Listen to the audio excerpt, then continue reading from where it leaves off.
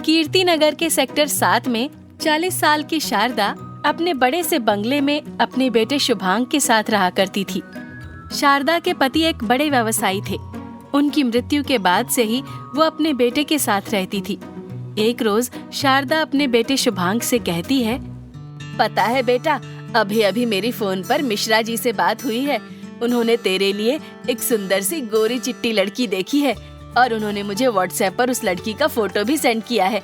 एकदम दूध जैसी सफेद है लड़की।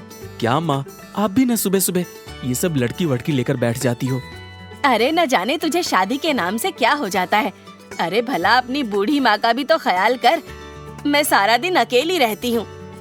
माँ, वो सब तो ठीक है, मगर आप ये गोरी और सुंदर जैसी बातें करती हो ना, वो मुझे अच्छा नहीं लगता। आपको तो पता ही है कि रंग रूप सुंदरता ये सब मेरे लिए मैटर नहीं करता। इंसान का अच्छा नेचर भी कोई चीज होती है। तेरी माँ गोरी चिट्टी सुंदर है तो वो अपने बेटे के लिए कैसे काली बहू पसंद कर सकती है?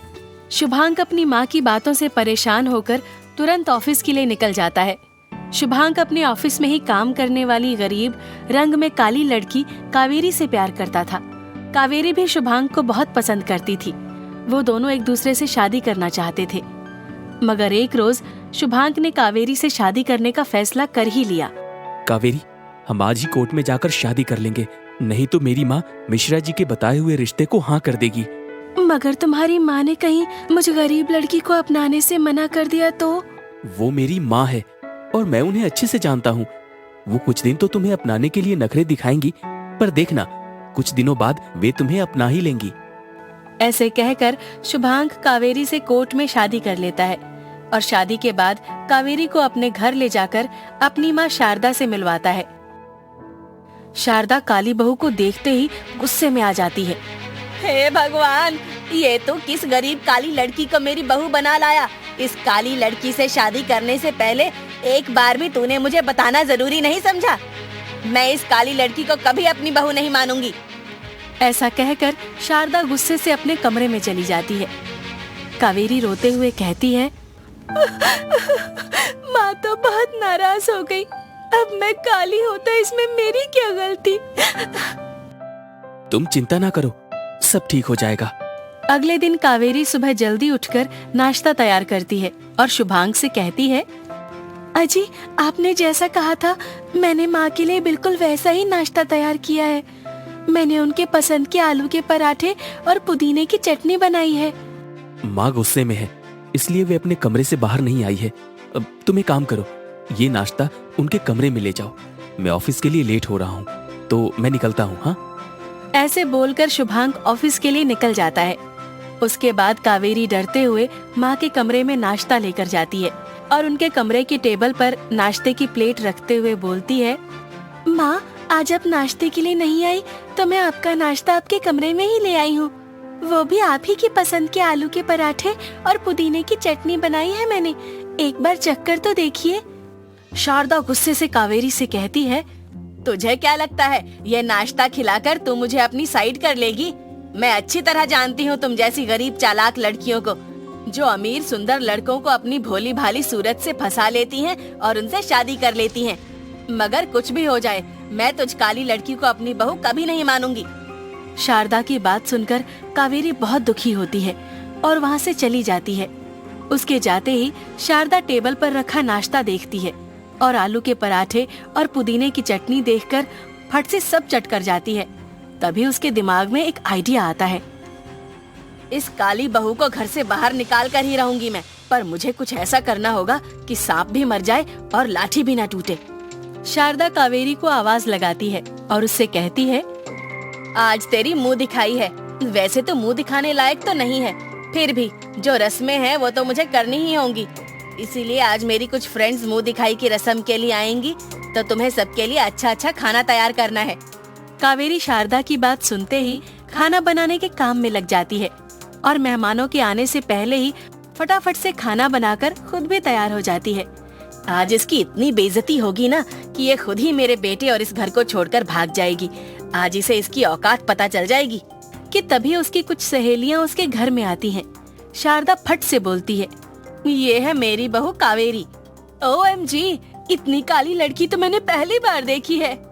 शारदा, मुझे नहीं पता था शुभांक ऐसी काली लड़की से शादी कर सकता है। मुझे तो लगता है जरूर इसी ने कुछ जादू टोना किया होगा हमारे शुभांक से शादी करने के लिए।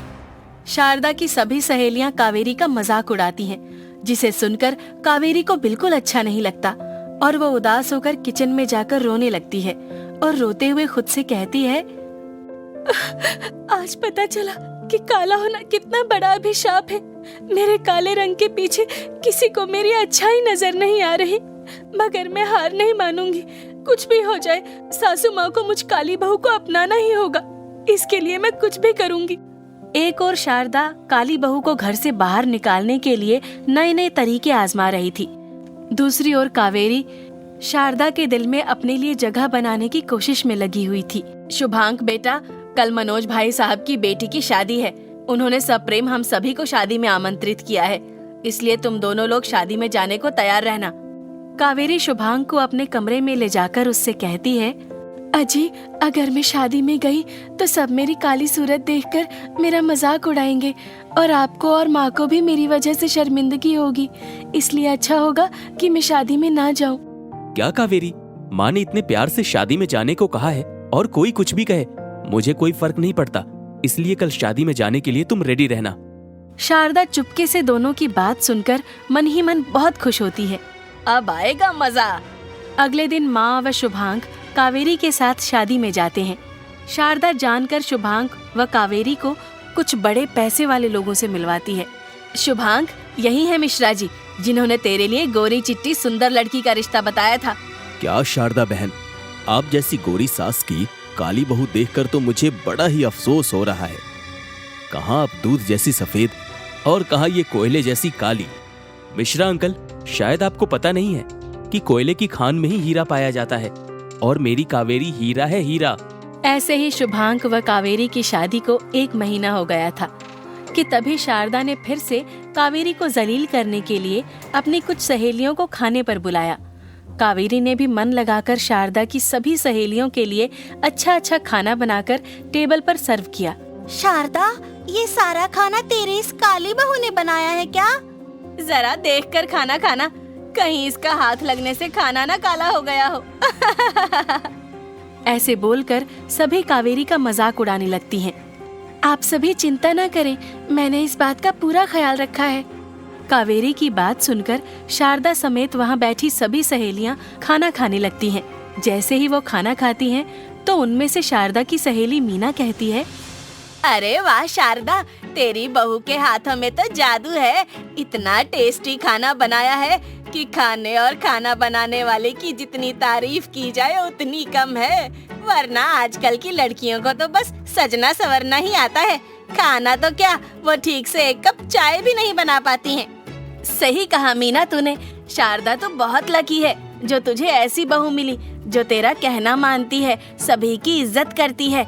एक हमारी बहू है, वो सुंदर तो है पर हमारी जरा इज्जत नहीं करती।